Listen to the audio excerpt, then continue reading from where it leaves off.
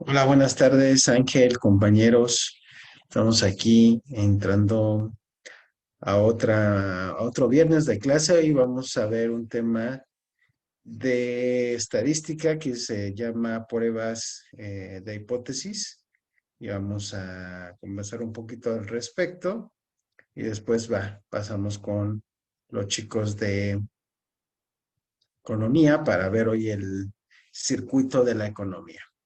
Bueno, pues vamos a empezar definiendo qué es una hipótesis, ¿no? Dice, tenemos que empezar por definir qué es una hipótesis y qué es una prueba de hipótesis. Vamos a comentar que la hipótesis es una aseveración de una población elaborado con el propósito de poner a prueba para verificar si la afirmación es razonable y se usa datos, ¿no? Entonces, podemos decir, Ángel, chicos, que la hipótesis es una aseveración, como decimos, sobre algún tema que queramos investigar, sobre una población determinada, dependiendo de lo que estemos tratando de probar en ese grupo de personas que lo que hablábamos la vez pasada del muestreo. Y en base a eso, pues obviamente eh, tenemos que lanzar una aseveración y vamos a ponerla para comprobarla, ¿no? Eso es lo que importa la hipótesis. Nosotros generamos una afirmación y vamos a ver si esta es viable o no es viable. Y obviamente para hacer esto, pues necesitamos tener una serie de datos. Por eso es que desde el inicio, Ángel, chicos, pues hemos estudiado esto en la estadística. Por eso llevamos todo un plan de estudios, un temario, donde vamos avanzando, ¿no?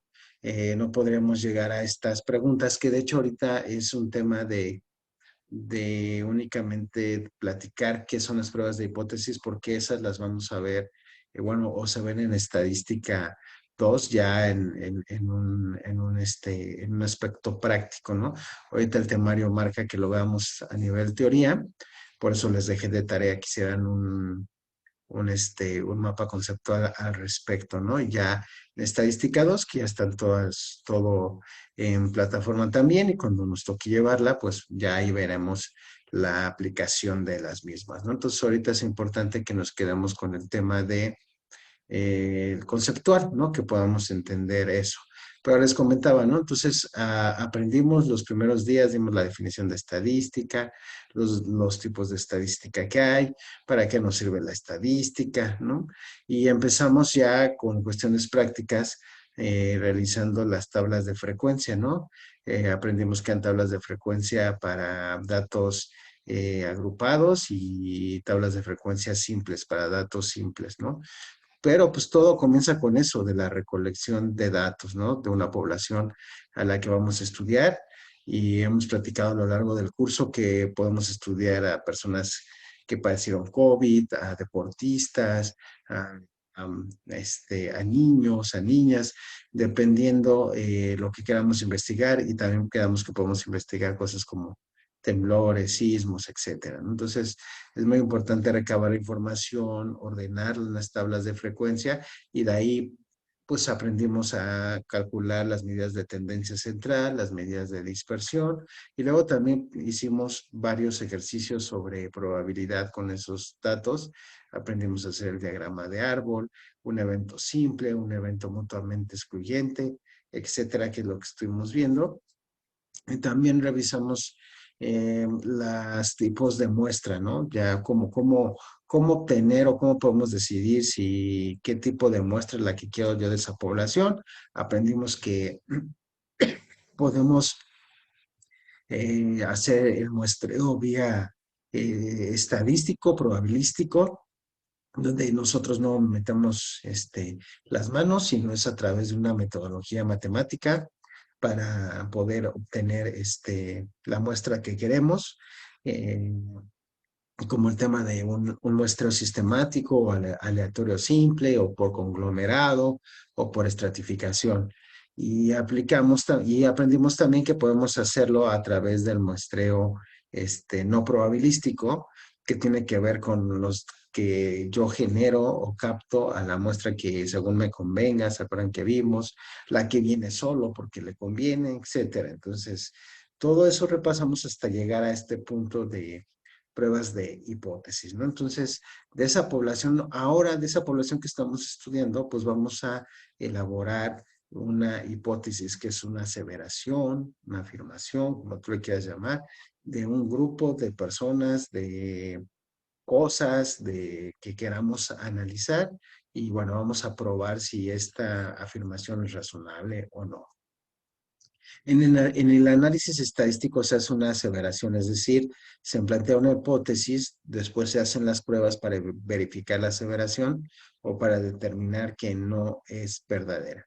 Entonces, esto es muy importante, chicos, porque eh, estas pruebas de hipótesis nos ayudan, siempre les trato de llevar a la práctica, ¿no? Simplemente estás en una empresa y tú vas a hacer una hipótesis, vas a escoger una población, vas a tomar una muestra y vas a decir, si yo ofrezco los lunes, que es el día más difícil, ¿no?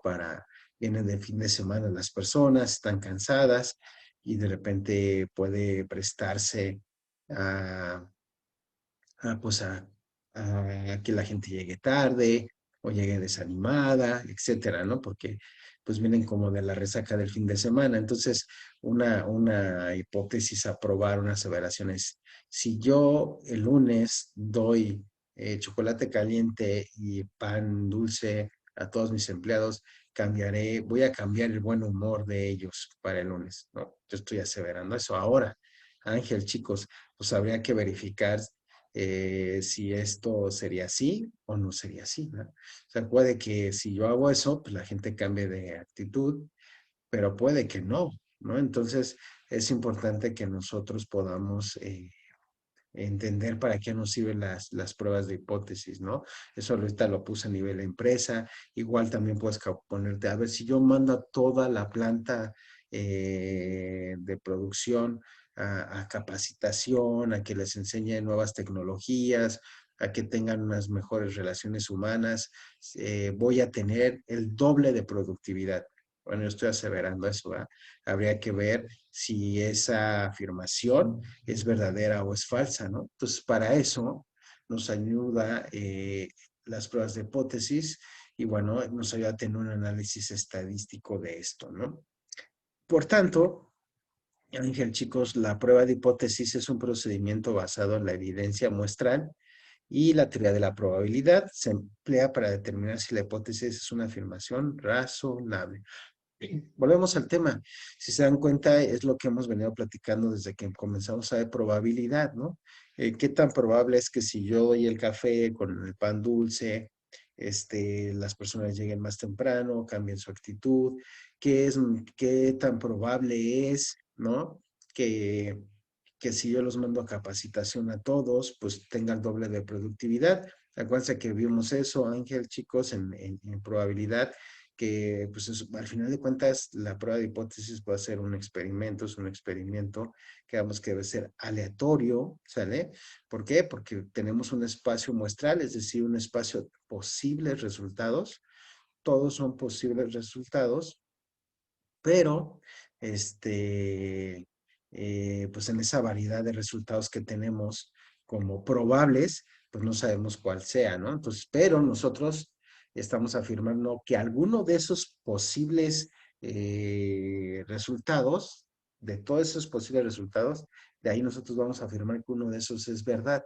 Entonces tenemos que determinar si es esto verdadero o es esto falso. Entonces, todo viene, como les decía, pues todo esto es todo un trabajo consecutivo, ¿no? Desde obtener los datos, agruparlos, acomodarlos, conocer la media, la mediana, la moda, la desviación estándar, ¿no? La varianza, y después de eso, pues igual podemos poner con ellos, hacer un diagrama de árbol, ¿no? Etcétera. Podemos trabajar con todos estos datos para llegar a conclusiones, las conclusiones que nosotros estemos buscando, ¿no?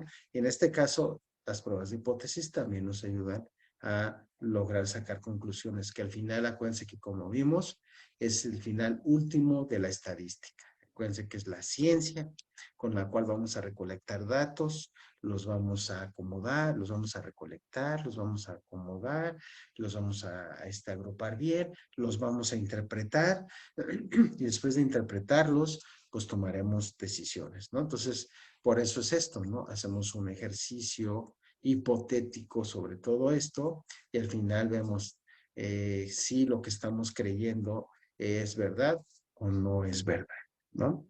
Entonces, para eso nos empieza a ayudar la prueba de hipótesis y vamos a continuar. Dice, una prueba de hipótesis se realiza mediante un procedimiento sistemático de 5 pasos, ¿no? Que vamos a ir viendo a lo largo de esta clase y hasta donde lleguemos, porque son 5 puntos y obviamente aquí lo estoy explicando uno por uno y verlos con calma. Tenemos esta clase y la que viene para poderlos irlos platicando. Entonces, en primer lugar, se los enlisto ahí.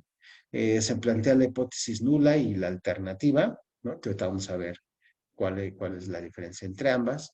Se selecciona el nivel, se identifica el estadístico de prueba, se forma la regla de decisión, se toma una muestra y se decide si se rechaza la hipótesis nula o se rechaza la nula y se acepta la alternativa, ¿no? Entonces, primero es plantear la hipótesis.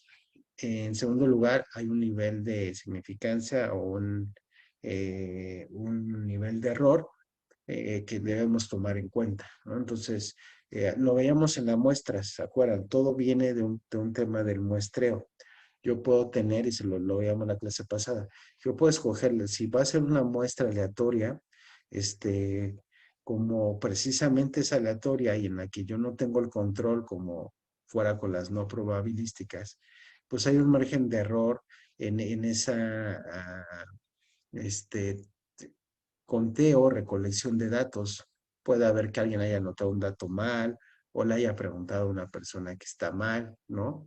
Etcétera. Entonces, es importante que nosotros podamos entender que hay un nivel de error que es muy natural y que debemos de tomar en cuenta. Y como les decía, ya en la práctica lo veremos. El estadístico de prueba, pues esas son las pruebas que vamos a ver. Está como la prueba, la más común, que es la prueba Z, ¿no? Pero hay muchas otras más pruebas que se pueden realizar. La de chi cuadrada, por ejemplo, ¿no? Entonces, bueno, habría que estudiar cada una de ellas, que es tema de estadística 2 y de eso podemos tomar cuál es la que nos conviene. Cada una de ellas tiene alguna característica, ¿no? Entonces es cuando nosotros podemos decir, ¿sabes qué? Oye, en esta ocasión voy a usar chi cuadrada y en esta ocasión voy a hacer la prueba Z, etcétera, ¿no? Dependiendo los resultados que yo quiera obtener, vamos a seleccionar el estadístico de prueba, a eso se refiere lo que les estoy comentando, y entonces pues ya definiendo eso, pues entonces ya podemos operar. Se toma una muestra, obviamente se toma una muestra, ya que tenemos el estadístico, ya sabemos cómo la regla de decisiones, vaya, al final es la fórmula estadística para poder realizar el trabajo con la población que escojamos y al final pues determinar si se acepta o no se acepta la tesis, la hipótesis, ¿no? El objetivo de la prueba de hipótesis es, el propósito de la prueba de hipótesis no es cuestionar el valor calculado del estadístico muestral, sino hacer un juicio a la diferencia entre el estadístico de muestra y un valor planteado del parámetro, ¿sí? O sea, es evidente, ¿no? Lo importante de una prueba de hipótesis eh, no es cuestionar el resultado que salió, si se hizo bien o si no. En base a lo que salió, calcularlo con ejercicios pasados, con lo que está pasando ahorita, para tomar decisiones, ¿no? Es decir, si realmente el chocolatito y las donas y las conchas cambiaron la actitud de la gente en base a los datos recolectados pasados, Ángel. Realmente lo hicimos durante un mes, la prueba estadística, y si vemos que hay un cambio de actitud, donde todo eso se tiene que ir registrando y al final hacer una comparación, ¿no? Para ver si realmente, pues, dio de resultado algo importante para nosotros. Entonces, ese es un punto que hay que entender. Ok, entonces el paso uno, que es lo que yo les decía. En primer lugar, Ángel, chicos, vamos a plantear la hipótesis nula y la vamos a representar con H0 y la hipótesis alternativa que la vamos a representar con un H1, ¿sale? Dice, cualquier investigación estadística implica la existencia de hipótesis o afirmaciones acerca de las poblaciones que se estudian, ¿no? La hipótesis nula se refiere siempre a un valor especificado del parámetro de la población, no es una estadística de muestra. La letra H significa hipótesis y el subíndice cero no hay diferencia. Por lo general hay un no en la hipótesis nula que indica que no hay cambio. Podemos rechazar la hipótesis nula, ¿sale? Entonces la hipótesis nula es la que vamos a, es la primera hipótesis que hay que plantear, ¿no? ¿Por qué? Porque es la que queremos probar o vamos a rechazarla, ¿sale? Entonces, eso es lo que implica la hipótesis nula, es decir, es la aseveración o la afirmación que vamos a llevar y que vamos a poner a prueba para comprobar si es verdad o no es verdad, ¿ok? La hipótesis nula, por ende, es una afirmación que no se rechaza a menos que los datos muestrales proporcionen evidencia convincente de que es falsa. Es decir, escogiendo el estadístico de prueba Ángel, chicos, si nos arroja, ¿no? En la campana de Gauss, que ya saben, lo vamos a ver, como les decía, el siguiente cuatrimestre, si nos arroja del lado negativo o está muy lejos del resultado de la media, ¿no? Por eso todo tiene que ver un estudio desde el inicio, ¿no? La media siempre la vamos a usar porque es nuestro indicador, ¿no? Y dependiendo qué tan lejos o tan cerca quede de esa media que ya traemos de datos, pues vamos a decir si es falsa o no es falsa eso, ¿no? Entonces, la hipótesis nula siempre va a ser la verdad, aunque chicos, a menos que el estadístico de prueba nos confirme algo diferente, ¿no? Entonces, aquí, por ejemplo, le estaríamos apostando que el, que el hecho de nosotros de dar ese chocolate y ese café, ese chocolate y ese pan dulce, estamos apostando porque hay un cambio de actitud, la gente entre contenta, se anime de llegar el lunes, ¿no? Estamos afirmando que así va a pasar y que pues debemos creer que así es. Pero bueno, pues por eso es que existe este estadístico de prueba para ver si estamos en lo correcto o no estamos en lo correcto. Entonces, la hipótesis alternativa, que viene representada por hipótesis, por el H1 que ya hemos platicado, es cualquier hipótesis, cualquier afirmación o aseveración que difiera de la hipótesis nula, ¿no? De la que nosotros estamos buscando probar o de la que estamos dando por cierta, ¿no? Es una afirmación que se acepta si los datos muestrales proporcionan evidencia suficiente de que la hipótesis nula es falsa, ¿no? Se le conoce también como la hipótesis de investigación. El planteamiento de la hipótesis alternativa nunca contiene un signo de igualdad con respecto al valor especificado del, este, del tamaño de la muestra, ¿no? Entonces, la hipótesis alternativa quiere decir que es como si la que estamos afirmando pues no sale ganadora o el estadístico de prueba nos muestra que pues no tiene nada que ver, pues entonces, bueno, tenemos que tener, vamos a caer a una aseveración, una afirmación que sea contraria a todo lo que hemos pensado, ¿no? Entonces podría ser en este caso, Ángel, chicos, en nuestro espacio muestrales. Estamos apostando porque este tipo de actos el lunes cambie la actitud, pero pues puede al contrario, ¿no? Generar otra hipótesis, podría ser que genere que la gente le cause sueño, ¿no? El chocolate y la concha, o que simplemente pues no los motive realmente, ¿no? Entonces, pues son todas aquellas aseveraciones y afirmaciones que difieren, ¿no? Que no estén de acuerdo con la que nosotros creemos que sí es la verdadera. Luego viene el nivel de significancia que yo les decía. El paso 2 está ese nivel de error, ¿no? El nivel de significancia o nivel de error, que al final eso es lo que quiere decir esto. Entonces, el nivel de significancia, la probabilidad de rechazar la hipótesis nula cuando es verdadera. Se denota mediante la letra griega, alfa, también es denominada como nivel de riesgo. Este término es más adecuado ya que corre el riesgo de rechazar la hipótesis nula cuando en realidad es verdadera. Este nivel está bajo el control de la persona que realiza la prueba. Si suponemos que la hipótesis planteada es verdadera, entonces el nivel de significación indicará la probabilidad de no aceptarla, es decir, que está fuera del área de aceptación, que es lo que yo les decía por la campana de Gauss.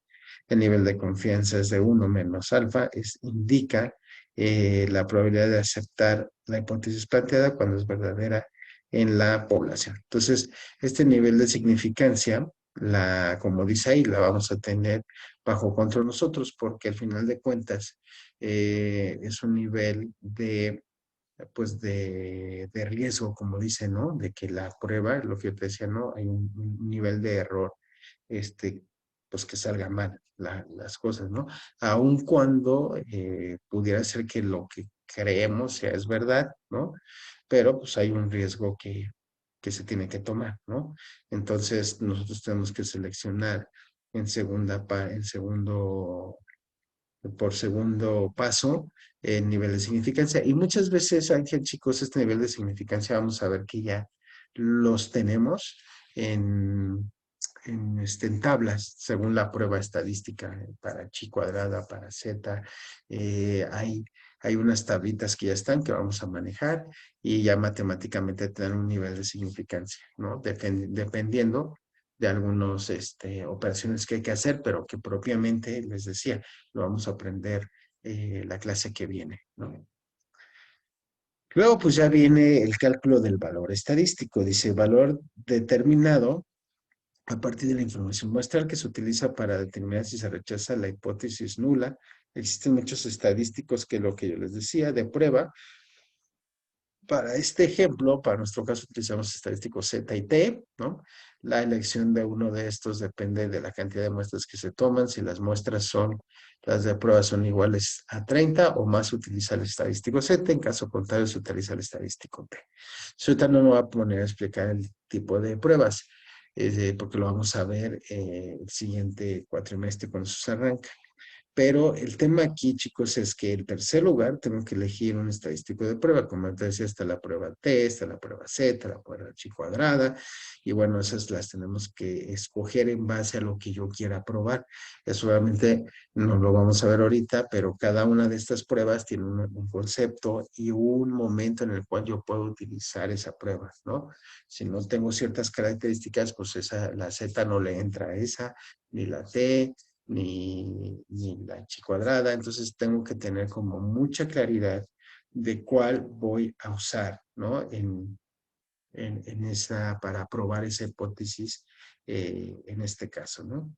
Entonces, ahorita vemos los tipos de errores, más bien yo creo que ya lo voy a dejar para la siguiente semana y vamos a recapitular en los pocos minutos que nos quedan porque tengo que irme con los chicos de economía. Pues en primer lugar, una hipótesis, podemos decir, acuérdate que es una aseveración, una afirmación, que yo creo que es verdad y que vamos a poner a prueba. Eso es lo que es una hipótesis, ¿no? Entonces, es una aseveración, una afirmación en la que yo voy a poner a prueba para determinar si estoy en lo correcto o no estoy en lo correcto, si es aceptada o rechazada. Vamos a estudiar 5 pasos, hoy vimos los 3 primeros, en el cual pues vamos a ver cómo se hace estas pruebas de hipótesis. Es un proceso sistemático donde en primer lugar lo que veíamos, Ángel, chicos, pues vamos a plantear la hipótesis nula y la hipótesis alternativa, que la hipótesis nula no es otra cosa más que la hipótesis que voy a defender yo, la premisa, la aseveración que yo voy a defender y que voy a decir esto es verdad, pero sin embargo la voy a poner a prueba para ver si estoy o no en lo correcto. Y tengo que tener una segunda hipótesis que es alternativa, por supuesto, porque o es un experimento aleatorio, pues tenemos un espacio muestral que ya hemos dicho con diferentes probabilidades, diferentes resultados, nada más que estoy escogiendo uno de los posibles resultados para decir que eso es lo que yo creo que realmente va a pasar, pero obviamente cualquier otra posibilidad, otra afirmación que vaya o que difiera, que vaya en contra o difiera de la afirmación que estoy dando yo como cierta, pues entonces es una hipótesis alternativa, ¿no? Y bueno, se hace un procedimiento para ver si es aceptada o no. Y habíamos platicado nivel de significancia, ¿no? Que es este nivel de riesgo que tenemos a hacer la prueba, al manejar los datos. Y bueno, yo les decía que ya hay tablas de nivel de significancia, se calcula a través de ciertas operaciones, donde ya matemáticamente nos arroja, tienes un nivel de significancia del punto 5, del punto 1, ¿sale? Dependiendo el riesgo que nos lleva esa prueba, porque toda prueba pues tiene que estar bajo un parámetro en que nosotros seamos conscientes pues de que puede que quede fuera, ¿no? Aceptado, quede, nuestra afirmación quede fuera de la parte o del parámetro de aceptación, ¿no? Y por último, pues tenemos que escoger en base a lo que queremos probar, cuál de los diferentes estadísticos de prueba vamos a manejar, y que tenemos para poder llevar a cabo este experimento probabilístico en donde vamos a afirmar o vamos a rechazar la hipótesis que tenemos, ¿no? Entonces, este tema es muy interesante porque generalmente, Ángel, chicos, pues se toman decisiones en base a lo que yo pienso, lo que yo creo, lo que la experiencia dice, y generalmente cuando se hace ese tipo de resoluciones en las empresas es cuando se terminan cometiendo pues muchos errores, ¿no? A menos que seas un cuate, un erudito, ¿no? En la materia, ya sepas cómo funciona todo, pues en realidad al final del día, pues siempre es recomendable buscar tomar decisiones desde el método científico, en este caso, en nuestro contexto, pues desde las matemáticas, ¿no? Para que nos den un resultado concreto, claro, y nosotros tomamos decisiones desde esa perspectiva, ¿no? De una prueba probabilística, ¿no? De un ejercicio de estadístico y no en base a mi experiencia, a lo que creo. Podemos incluso tener estudios pasados y en base a esos estudios pasados determinar o tomar decisiones, pero a veces esos estudios ya tienen 5 o 10 años de antigüedad y para el contexto actual pues ya no nos sirven, ¿no? Entonces es bien importante que nos demos a la tarea de poder tomar decisiones a nivel empresa, persona, familia, pues a través de una metodología sistémica para tener claro, pues estamos parados y si podemos continuar por ese camino o no. Entonces, como les decía, la semana que viene seguiremos con este tema de pruebas estadísticas, sí, de las pruebas estadísticas, probabilísticas y de hipótesis. Entonces, vamos a ver ahora el tema de economía. Hoy nos toca hablar sobre el circuito económico, ¿no? Cómo es que funciona este circuito económico. A veces es un poquito, eh, pues parece, es un tema muy fácil, ¿no? Yo a veces les digo, es un tema que pareciera muy lógico, muy claro, pero que en realidad es muy profundo si no entendemos cómo funciona la economía, ¿no? Eh, Denominamos circuito económico al flujo bidireccional que se genera entre los agentes económicos, familia, empresa y Estado. Entonces, lo primero, Ángel, chicos, que tenemos que establecer y de tener muy en claro es que tenemos tres agentes económicos que siempre van a estar involucrados en, en este andar económico de las naciones, ¿no? En este caminar. Y es la familia, o ahí, Ángel, chicos, podemos decir la familia o personas, como quieras. Ahorita vamos a ver por qué puede encajar cualquiera, empresa y Estado. Pero ojo, ¿no? Ahí están los tres entes que van a trabajar, las familias, las personas, las empresas y evidentemente el Estado, ¿no? El Estado tiene que tener una participación en la economía, ¿no? Dice, cada vez que uno de ellos aporta al circuito un bien, un servicio, una prestación, esta es recompensada por los demás con una contraprestación, retroalimentando así el flujo bidireccional. Esta contraprestación generalmente es monetaria y de una u otra manera ingresa al circuito nuevamente en algún momento de la vida económica de la gente. Estas retribuciones monetarias reciben distintos nombres dependiendo del factor de la producción que las origina. El trabajo, a manera de concepto, aquí antes de entrar a ver el circuito, es el trabajo que genera una remuneración monetaria, le llamamos salario. El capital, es decir, la inversión monetaria que hagamos, le vamos a tener interés. La naturaleza que genera, la naturaleza genera una remuneración monetaria que le llamamos renta. La empresa que genera una remuneración monetaria y le llamamos ganancia, ya sea que sea por trabajo, ya sea que por una inversión en dinero, ya sea que la misma naturaleza nos permita generar una ganancia, le vamos a llamar renta, y la empresa que genera pues, son ganancias o rentabilidad. ¿Sale?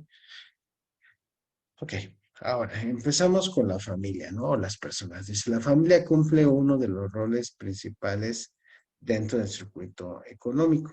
Ella es la destinataria prácticamente de todos los bienes y los servicios que producen las empresas.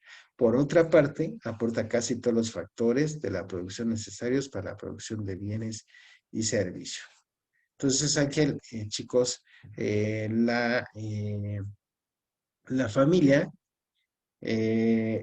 yo considero que es la parte más importante, las personas, porque al final, si tú lo analizas, Ángel, chicos, la familia o las personas las encontramos con los tres entes, ¿no? Porque estamos como personas, como familias, y al final de cuentas, las personas que están en el Estado o el Estado está agrupado por personas que son familia, y las empresas también contratan personas que al final terminan siendo parte de una familia, ¿no? Entonces, por eso es que al final todo cae en ellos, porque todo lo que se produce, ¿sale? Pues termina siendo consumido y como fin último nosotros mismos, ¿no? O sea, ponte a pensar, por ejemplo, alguien que trabaja en Bimbo y que está en el área de pan y es el encargado de estar en toda la producción del pan Bimbo. Obviamente él es un mismo destinatario, un mismo consumidor de ese pan blanco, aunque él trabaja ahí, ¿no? Al final sobre él viene ese producto, para él es ese beneficio, ¿no? Entonces, al igual que, por ejemplo, el Estado, yo trabajo para el Estado, ¿no? En una universidad, alguien, y obviamente mi hijo, pues va a recibir educación del Estado por medio de esa universidad. Entonces, yo mismo soy beneficiario o yo mismo estudio ahí una maestría o algo. Entonces, de ahí mismo yo me estoy beneficiando. Entonces, todo lo que hace el Estado, las empresas y todo nuestro trabajo, que lo vimos al inicio de este cuatrimestre, el capital humano, todo lo que hagamos nosotros, pues viene siendo para satisfacer mis propias necesidades y las de la sociedad, ¿no? Entonces, no solo lo recibimos, sino que vuelvo al tema, nosotros lo producimos, ¿ok? Pues todos trabajamos y todos en nuestras diferentes áreas, los sectores de la economía, agropecuario, de manufactura, etcétera, pues todos trabajamos y todos producimos. Entonces, la familia es la unidad de por excelencia, de consumo por excelencia. Ahí está como el gráfico muy claro. Dice, las familias venden sus factores de producción a las empresas y, y las familias venden sus factores. La familia es la unidad de consumo por excelencia. Como decíamos, consumimos todo lo que producimos.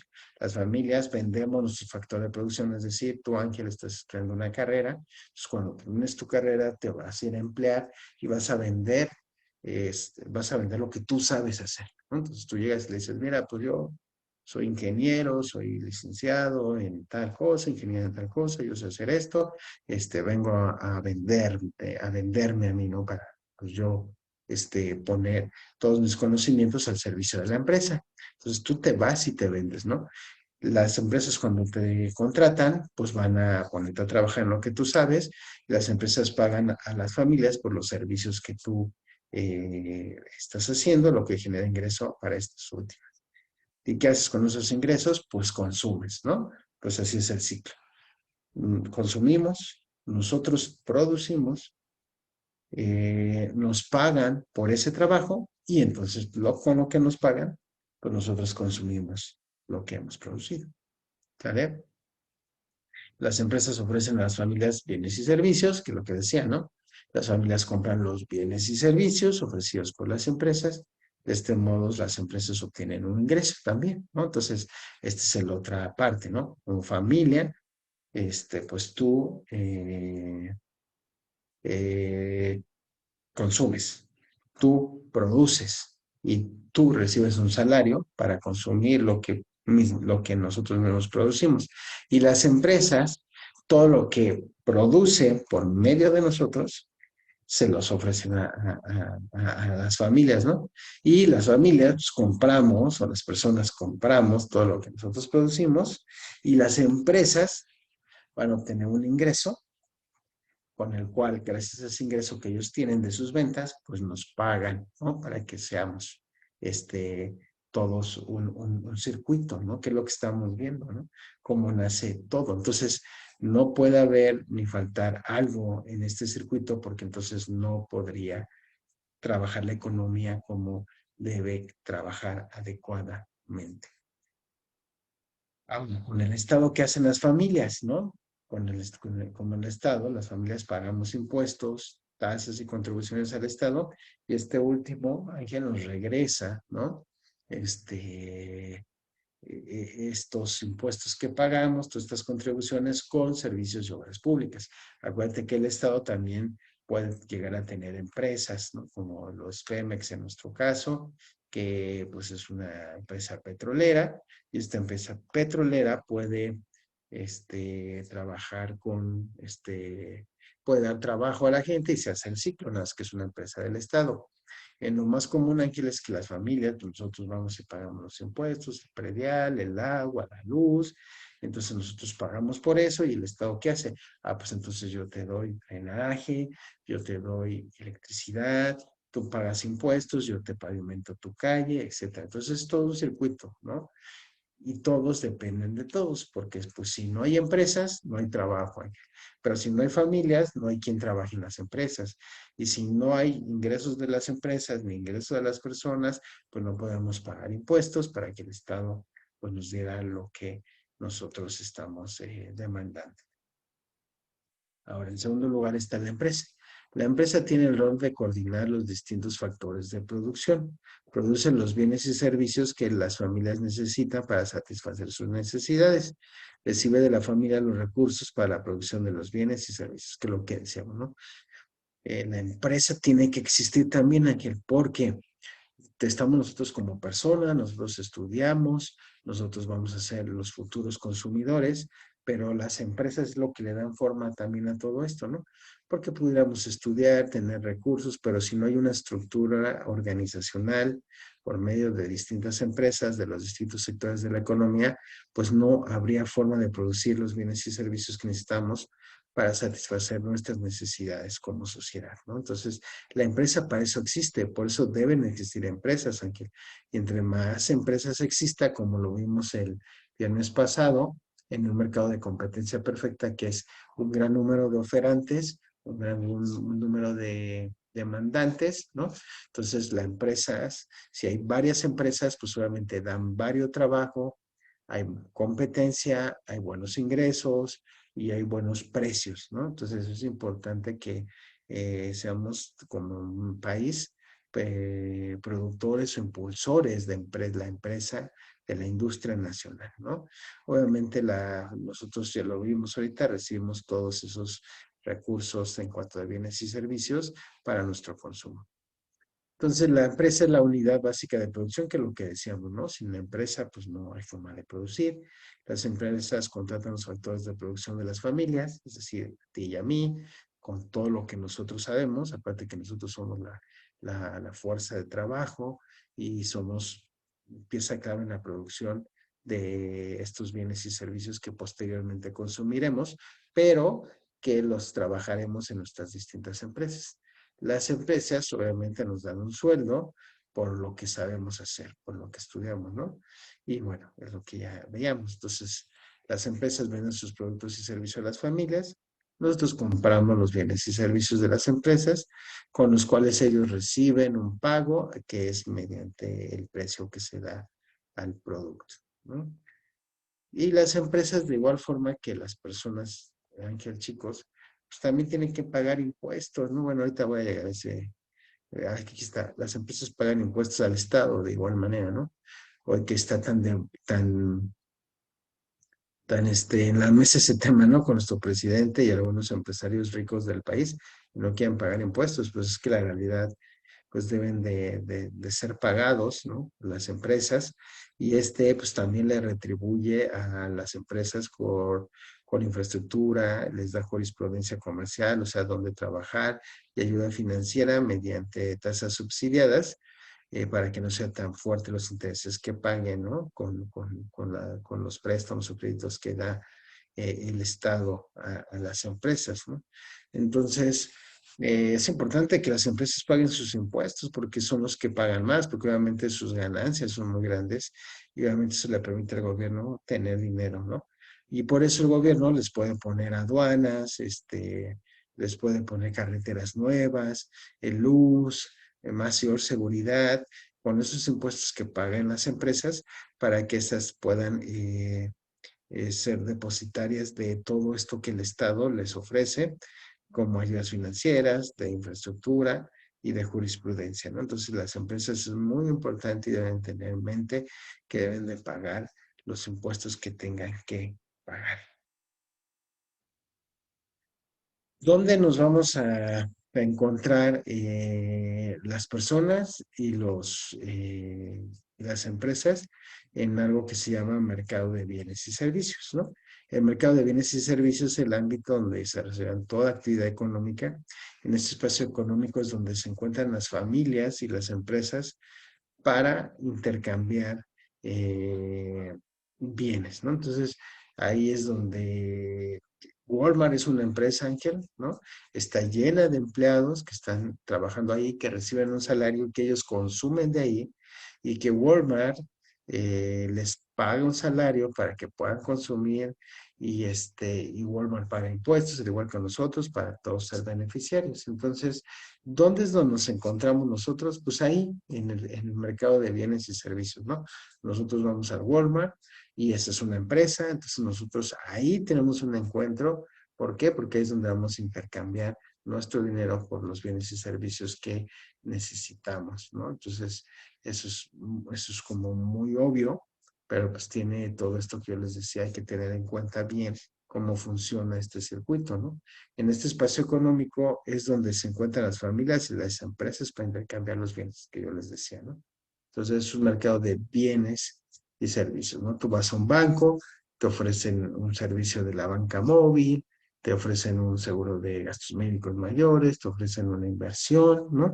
Entonces es ahí donde nosotros concurrimos ante esta oferta para tomar decisiones de qué tomamos de lo que nos ofrecen o decidimos trabajar con otro banco, ¿no?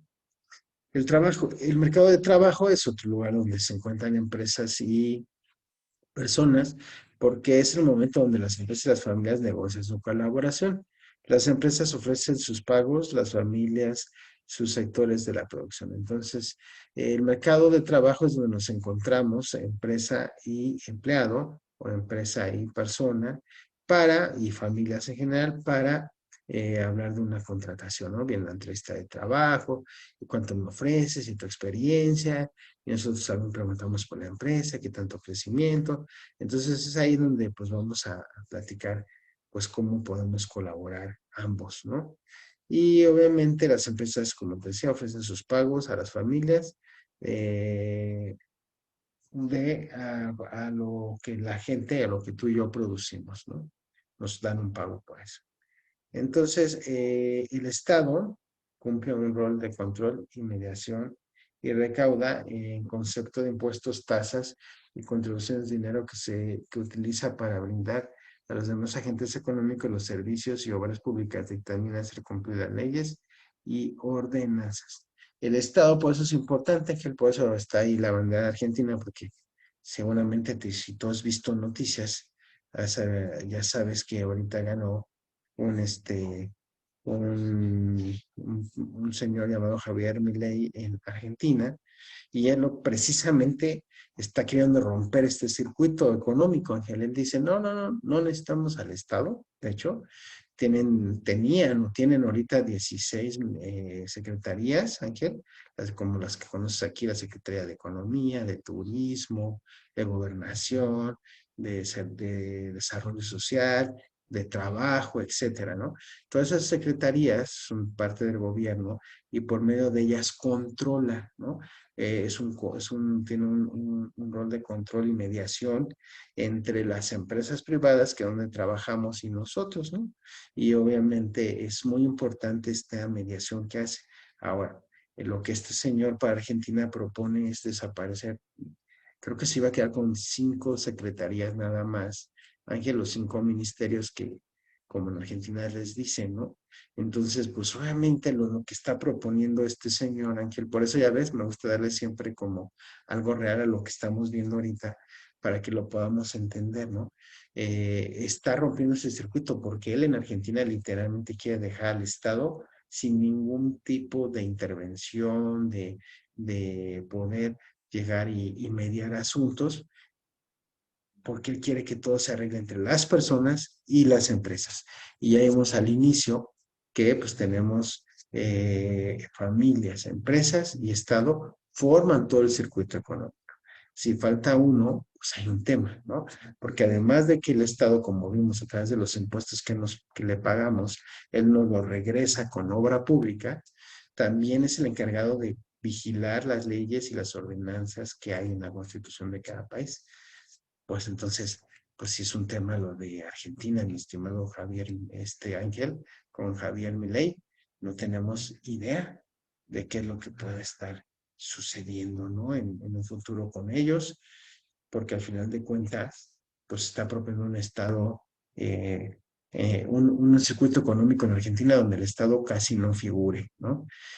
Mucha gente podrá decir que es bueno que todos sean privados, pero simplemente con la segunda economía más grande del mundo, que es Estados Unidos, maneja una economía mixta, mi querido Ancho, ¿no?